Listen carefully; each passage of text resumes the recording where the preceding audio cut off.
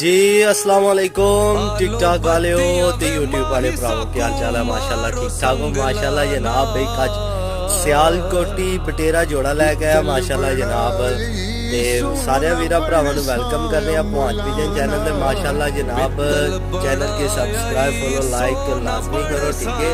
ते ए जनाब बटेरा नर है माशाल्लाह, बहुत ही प्यारा आउट क्लास, बहुत ही खूबसूरत। पर थोड़े झड़े से ते हूँ कलियां कट के फिर सार होना पे। बहुत ही प्यारी चीज़ है। इन्हें जो पोटा है फिर फुल ब्लैक हो जाना है माशाल्लाह। मगर अली पट्ठी है ठीक है, यंग पट्ठी है बिल्कुल भी।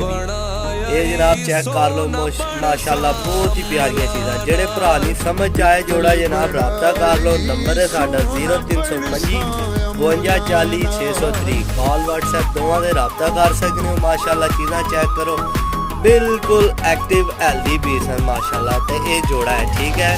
जेडे भरा